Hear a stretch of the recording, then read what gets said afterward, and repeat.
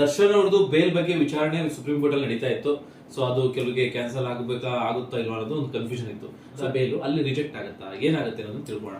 Sir ನಮಸ್ತೆ. ನಮಸ್ತೆ sir, ಈಗ ಇದ್ರ ಬಗ್ಗೆ ತುಂಬಾ ಸಲ ಮಾತಾಡಿದೀವಿ, ಈ ವಿಚಾರದ ಬಗ್ಗೆ. ಈಗ ಆಲ್ರೆಡಿ ಸುಪ್ರೀಂ ಕೋರ್ಟ್ ಅಲ್ಲಿ ಇದೆ. ಸೊ ಏನಾಗ್ಬೋದು, ಯಾಕಂದ್ರೆ ನೀವು ನೋಡಿರ್ತೀರಿ ಕೇಸ್ನ ತುಂಬಾ ಹತ್ತರಿಂದ ಅಬ್ಸರ್ವ್ ಮಾಡಿರ್ತೀರಾ ಆಸ್ ಎ ಡಿಫೆನ್ಸ್ ಲಾಯರ್ ಆಗಿ, ಏನೆಲ್ಲ ಆಗೋ ಚಾನ್ಸಸ್ ಇದೆ? ಅಂದ್ರೆ ಈಗ ಸುಪ್ರೀಂ ಕೋರ್ಟ್ಗೆ ಹೋಗಿದ್ದಾರೆ ಮಾನ್ಯ ಇವ್ರು ಯಾರು ಪ್ರಾಸಿಕ್ಯೂಷನ್ ಏನಿತ್ತು ಅವರು ಸುಪ್ರೀಂ ಕೋರ್ಟ್ಗೆ ಹೋಗಿದ್ದಾರೆ ಬೇಲ್ನ ಕ್ಯಾನ್ಸಲ್ ಮಾಡಬೇಕು ಅಂತ ಹೇಳ್ಬಿಟ್ಟು. ಸೊ ಸುಪ್ರೀಂ ಕೋರ್ಟ್ ಅಲ್ಲಿ ಮ್ಯಾಟ್ರ್ ಇದೆ, ಅಲ್ಲಿ ಆಲ್ರೆಡಿ ವಾದ ವಿವಾದಗಳು ನಡೆದಿದೆ. ಈಗ ಆರ್ಡರ್ಸ್ಗೆ ಅಂತ ಹೇಳ್ಬಿಟ್ಟು ಅದನ್ನ ರಿಸರ್ವ್ ಮಾಡಿದ್ದಾರೆ ಸುಪ್ರೀಂ ಕೋರ್ಟ್. ಅದು ನಾಳೆನೋ ಯಾವಾಗೋ ಬರುತ್ತೆ. ಸೊ ದರ್ಶನ್ ಪರವಾಗಿ ಬರುವಂತಹ ಚಾನ್ಸಸ್ ಜಾಸ್ತಿ ಇದೆ ಅಂತ ನಾನು ಹೇಳ್ತೀನಿ. ಯಾಕಂತ ಹೇಳಿದ್ರೆ bale is a matter of right in the criminal justice system. ಈ ಬೇಲ್ ಅಂತ ಹೇಳಿದ್ರೆ ಅದು ಪ್ರೈಮರಿ ಒಂದು ಇದು ಫಸ್ಟ್ ಒಬ್ಬ ಅಕ್ಯೂಸ್ಡ್ಗೆ ಅದೊಂದು ರೈಟ್ ಇರುತ್ತೆ. ಬೇಲ್ ಕೊಡುವಂಥದ್ದು ಬಿಡುವಂಥದ್ದು ಅದು ಕೋರ್ಟ್ಗೆ ಇರುತ್ತೆ. ಬಟ್ ಅವ್ರಿಗೆ ಅದು ಒಂದು ಫಂಡಮೆಂಟಲ್ ರೈಟ್. ಅದು ಬೇಲ್ ಅಪ್ಲಿಕೇಶನ್ ಅನ್ನ ಕೋರ್ಟ್ಗೆ ಸಲ್ಲಿಸೋದು ಮತ್ತು ಬೇಲ್ ಅನ್ನು ಪಡೆದುಕೊಳ್ಳೋದು ಅದೊಂದು ಸಂವಿಧಾನಿಕ ರೈಟ್.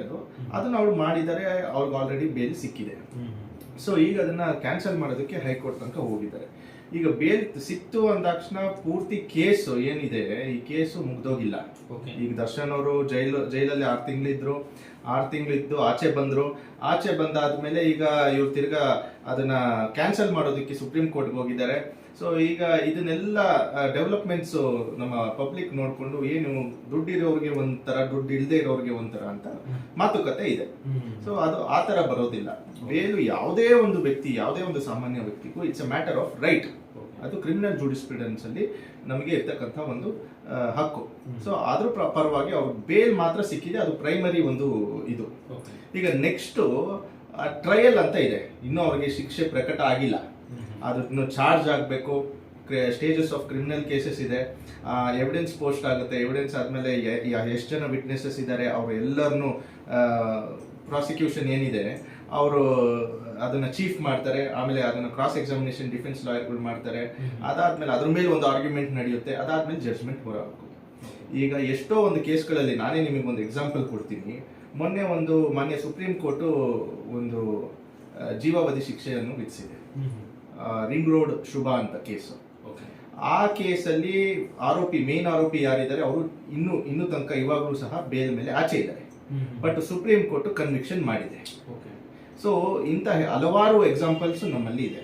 ಮತ್ತೆ ಮೊನ್ನೆ ಇನ್ನೊಂದು ಯಾವುದೋ ಒಂದು ಮರ್ಡರ್ ಕೇಸು ಬಂದಿದೆ, ಆಯ್ತಾ?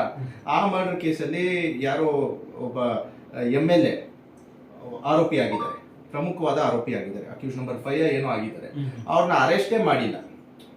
ಹೌದು ನೋಡ್ಬೋದು. ಹೌದೌದು, ಅದನ್ನ ಅವ್ರನ್ನ ಅರೆಸ್ಟೇ ಮಾಡಿಲ್ಲ. ಯಾಕೆ ಅರೆಸ್ಟ್ ಮಾಡಿಲ್ಲ? ಯಾವುದೇ ಕೋರ್ಟು ಅರೆಸ್ಟ್ ಮಾಡಬೇಡಿ ಅಂತ ಹೇಳಿಲ್ಲ ಅಲ್ಲಿ. ಅದು ಇವರು ಹೈಕೋರ್ಟ್ಗೆ ಹೋಗಿದ್ದಾರೆ, ಅಲ್ಲಿ ನಾನು ಅರೆಸ್ಟ್ ಮಾಡಬೇಡ ಅಂತ ಹೇಳಲ್ಲ, ಅವ್ರ ಇನ್ವೆಸ್ಟಿಗೇಷನ್ ಕೋಆಪರೇಟ್ ಮಾಡಬೇಕು ಅಂತ ಹೇಳಿದೆ. ಬಟ್ ಅದು ಪೊಲೀಸ್ನವರಿಗೆ ಬಿಟ್ಟಿರುವಂತಹ ಒಂದು ವಿವೇಚನೆಗೆ ಬಿಟ್ಟಿರುವಂತಹ ಒಂದು ಪವರ್. ಅವರು ಅರೆಸ್ಟ್ ಇದೇ ಯಾವ್ದಾದ್ರು ಜನಸಾಮಾನ್ಯರಾಗಿದ್ರೆ ಅಥವಾ ದರ್ಶನ್ ಅವರೇ ಆಗಿದ್ರೆ ಬಿಡ್ತಾ ಇದ್ರೆ ಇವರು? ಕರೆಕ್ಟ್.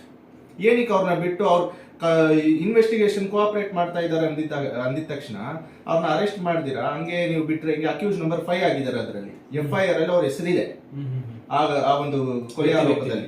ಇದೇ ಜನಸಾಮಾನ್ಯರಾಗಿದ್ರೆ ಅಥವಾ ದರ್ಶನೇ ಆಗಿದ್ರೆ ಬಿಡ್ತಾ ಇದ್ರಾ ಪೊಲೀಸ್ ಅವರು? ಸೊ ಇವೆಲ್ಲ ನಾವು ಗಮನಕ್ಕೆ ತಗೊಬೇಕಾಗುತ್ತೆ. ನಾವು ಬೇರೆ ಬೇರೆ ಕೇಸಸ್ಗಳು ನೋಡ್ತಾ ಇರ್ತೀವಿ. ದರ್ಶನ್ ಒಬ್ಬರದೇ ಇಟ್ಕೊಂಡು ನಾವು ಮಾತಾಡೋದು ತಪ್ಪಾಗುತ್ತೆ. ಸೊ ಇದು ಸುಪ್ರೀಂ ಕೋರ್ಟ್ ಅಲ್ಲಿ ಇದೆ. ಈಗಾಗಲೇ ಸುಪ್ರೀಂ ಕೋರ್ಟ್ ಆರ್ಡರ್ಸ್ಗೆ ರಿಸರ್ವ್ ಮಾಡಿದೆ. ನನ್ನ ಒಂದು ಕಾನೂನಿನ ಜ್ಞಾನದ ಪ್ರಕಾರ ಸುಪ್ರೀಂ ಕೋರ್ಟ್ ಅಲ್ಲಿ ದರ್ಶನ್ ಪರವಾಗಿ ಬರಬಹುದು. ಯಾಕಂದ್ರೆ ಗ್ರೌಂಡ್ಸ್ ಆಫ್ ಅರೆಸ್ಟ್ ರಿಟರ್ನ್ ಅಲ್ಲಿ ಕೊಟ್ಟಿಲ್ಲ, ಅದು ಒಂದು ಸಾಂವಿಧಾನಿಕ ಹಕ್ಕಾಗಿದೆ. ಆರ್ಟಿಕಲ್ 22 ಏನ್ ಹೇಳುತ್ತೆ, ರಿಟರ್ನ್ ಅಲ್ಲಿ ಕಮ್ಯುನಿಕೇಟ್ ಮಾಡಬೇಕು ಅಂತ ಹೇಳುತ್ತೆ. ರಿಟರ್ನ್ ಅಲ್ಲಿ ಕೊಡಬೇಕು, ನನ್ನ ಹತ್ರ ಏನ್ ಎವಿಡೆನ್ಸ್ ಇದೆ ನಿನ್ನ ಅರೆಸ್ಟ್ ಮಾಡೋದಕ್ಕೆ ಅಂತ ಹೇಳಿ ರಿಟರ್ನ್ ಅಲ್ಲಿ ಕೊಡಬೇಕು. ಅದು ಸುಪ್ರೀಂ ಕೋರ್ಟೇ ಹೇಳಿರುವಂತಹ ಜಡ್ಜ್ಮೆಂಟ್ ಗಳ ಪ್ರಕಾರ ಅವರು ರಿಟರ್ನ್ ಅಲ್ಲಿ ಕೊಟ್ಟಿಲ್ಲ. ಆದ್ರಿಂದ ಆ ಒಂದು ಸೋಲ್ ಬೇಸ್ ಮೇಲೆ ಇವರಿಗೆ ಇದಾಗಿದೆ, ಬೇಲ್ ಆಗಿದೆ. ಮತ್ತೆ ಇನ್ನೊಂದು ಏನಪ್ಪಾ ಅಂತ ಹೇಳಿದ್ರೆ, ಫಸ್ಟ್ ಅವರು ಆಪರೇಷನ್ ಮಾಡಿಸ್ಕೋಬೇಕಾಗಿತ್ತು, ಮೆಡಿಕಲ್ ಮೇಲೆ ಆಚೆ ಬಂದ್ರು, ಆಮೇಲೆ ರೆಗ್ಯುಲರ್ ಬೇಲ್ ಮಾಡ್ಕೊಂಡ್ರು. ಈಗ ಏನೇ ಮೆಡಿಕಲ್ ಮೇಲೆ ಆಚೆ ಬಂದಿದ್ರೇನು ಆಮೇಲೆ ಅದು ರೆಗ್ಯುಲರ್ ಬೇಲ್ ಆಗಿ ಕನ್ವರ್ಟ್ ಆಗಿದೆ. ಇವಾಗ ಅವರು ಮೆಡಿಕಲ್ ಬೇಲ್ ಮೇಲೆ ಆಚೆ ಇಲ್ಲ, ರೆಗ್ಯುಲರ್ ಬೇಲ್ ಮೇಲೆ ಆನ್ ಮೆರಿಟ್ಸ್ ಇವರು ಏನಿದೆ ತೀರ್ಮಾನ ಮಾಡಿದ್ದಾರೆ. ಬೇಲ್ ಅಪ್ಲಿಕೇಶನ್ ಮತ್ತೆ ಮೆರಿಟ್ಸ್ ಮೇಲೆ ನೋಡಿದಾಗಲೂ ಕೇಸು ತುಂಬಾ ವೀಕ್ ಆಗಿರೋದ್ರಿಂದ ಇವ್ರಿಗೆ ಬೇಲು ಸಿಕ್ಕಿದೆ. ನಾವು ದರ್ಶನಕ್ಕೆ ಸಪೋರ್ಟ್ ಮಾಡಿ ಮಾತಾಡ್ತಾ ಇದೀವಿ ಆಗಂತಲ್ಲ, ಕಾನೂನಿನ ದೃಷ್ಟಿಯಲ್ಲಿ ಏನೇನು ಲೂಪ್ ಹೋಲ್ಸ್ ಇದೆ ಅದ್ರ ಒಂದು ಬೇಸಸ್ ಮೇಲೆ ಇವ್ರಿಗೆ ಬೇಲ್ ಆಗಿದೆ. ಸೊ ಈಗ ಸುಪ್ರೀಂ ಕೋರ್ಟ್ ಹೋಗಿದ್ದಾರೆ, ಏನಾಗುತ್ತೆ ಅಂತ ಕಾದ್ ನೋಡ್ಬೇಕಾಗಿದೆ. ಈಗ ಕೆಲವರು ವಾದ ಅಷ್ಟೇ, ಈಗ ಅದೊಂದು ಕ್ಲಾರಿಟಿ ನೀವು ಕೊಟ್ರಿ, ಆಕ್ಚುಲಿ ತುಂಬಾ ಚೆನ್ನಾಗಿ ಕ್ಲಾರಿಟಿ ಕೊಟ್ರಿ. ಕೆಲವರು ಏನಪ್ಪಾ ಅಂತಂದ್ರೆ ಮೆಡಿಕಲ್ ಗ್ರೌಂಡ್ ಮೇಲೆ ಬೇಲ್ ತಗೊಂಡ್ರು, ಬೆನ್ನೋವು ಅಂತ ಬೇಲ್ ತಗೊಂಡ್ರು, ಇದು ಮಾಡಿಸಿಲ್ಲ, ಮೀನ್ಸ್ ಆಪರೇಷನ್ ಮಾಡಿಸಿಲ್ಲ, ಹಾಗಾಗಿ ಸುಪ್ರೀಂ ಕೋರ್ಟ್ ಅಲ್ಲಿ ಕ್ಯಾನ್ಸಲ್ ಆಗಿ ಇದನ್ನೆಲ್ಲ ಎತ್ತಿ ಹಿಡಿಬಹುದು ಅಂತ ಕೆಲವರ ವಾದ. ಸೊ ಇಲ್ಲಿ ಆ ಪ್ರಶ್ನೆ ಬರೋದಿಲ್ವಾ ಇಲ್ಲಿ? ಅಂದ್ರೆ ಫಸ್ಟ್ ಮೆಡಿಕಲ್ ಗ್ರೌಂಡ್ ಮೇಲೆ ಇವರು ಬೇಲ್ ಇಂಟ್ರೀಮ್ ಬೇಲ್ ತಗೊಂಡಿದ್ರು. ಅದಾದ್ಮೇಲೆ ಇವರು ರೆಗ್ಯುಲರ್ ಬೇಲ್ ಆಗಿದೆಯಲ್ಲ, ಸೊ ಅದು ಮುಗೀತು. 17 ಜನಕ್ಕೂ ರೆಗ್ಯುಲರ್ ಬೇಲ್ ಆಗಿರೋದ್ರಿಂದ ಈಗ ರೆಗ್ಯುಲರ್ ಬೇಲ್ ಲೆಕ್ಕಕ್ಕೆ ನಾವು ಕೋರ್ಟ್ ಕನ್ಸಿಡರ್ ಮಾಡ್ಬೇಕಾಗಿ ಬರುತ್ತೆ. ಅದು ಇಂಟ್ರೀಮ್ ಬೇಲ್ ಕನ್ಸಿಡರೇಷನ್ ಬರಲ್ಲ.